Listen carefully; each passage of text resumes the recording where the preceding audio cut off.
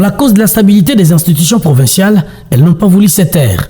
Les forces vives du Kasaï central se sont mobilisées pour dénoncer ce qu'elles qualifient d'un coup de force voulu et entretenu pour maintenir la province à la traîne. Ce mercredi 16 juillet 2025, elles se sont exprimées à travers le rue de Kananga pour dire non à un nouvel épisode d'un mouvement antinomique au développement du Kasaï central.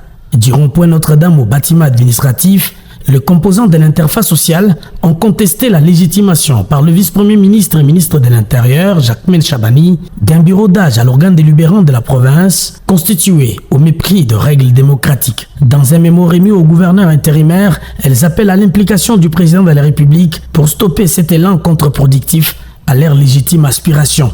Nous, population du Kasaï central, tenons par la présente à exprimer notre profonde indignation et à contester avec la plus grande fermeté la décision de l'installation du bureau d'âge de l'Assemblée provinciale, intervenue dans des conditions manifestement irrégulières et contraires aux principes démocratiques et aux textes régissant le fonctionnement de la première institution du Kasaï central. Cette installation a eu lieu lors d'une plénière qui n'a respecté ni le quorum de siège, ni celui de décision, piétinant ainsi les dispositions des articles 64 et 68 du règlement intérieur de l'Assemblée provinciale du Kasaï central. Pour preuve, seuls 14 députés sur 32 ont participé à cette séance, ce qui est très loin de la majorité requise pour des décisions d'une telle importance.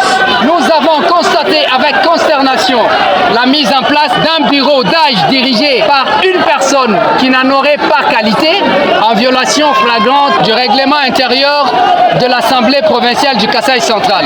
Excellences, Messieurs le Président de la République, notre province a trop souffert de multiples formes de la déstabilisation depuis 2007 jusqu'à ce jour.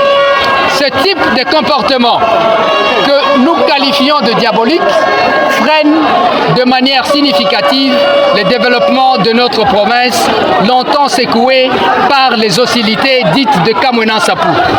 Par conséquent, nous sollicitons votre haute implication afin que lumière soit faite sur des irrégularités et que les mesures correctives nécessaires soient prises pour garantir le respect de la légalité et la restauration de la légitimité au sein de l'Assemblée provinciale du Kasaï central. Dans la procession, les centres kassaïens de tous bords ont levé les tons pour désapprouver un réflexe contraire aux instructions du numéro 1 du pays. Parmi eux, les autorités traditionnelles qui n'ont pas gardé leur langue en poche. Nous sommes forces vives de la province du Kasaï central. Nous-mêmes, nous avons dit qu'aujourd'hui, nous allons nous élever pour que notre plaire arrive maintenant aux oreilles du président de la République. Quand le président de la République démocratique du Congo était dans la province de Lualaba, il avait dit qu'on ne peut pas encore déstabiliser les institutions. Que lui-même, le président de la République, avec notre recommandation, qu'il s'implique lui-même pour mettre maintenant fin à la situation de la province du Kasaï central. Le développement du Kasaï central est le leitmotiv revenu dans les ras-le-bol des manifestants.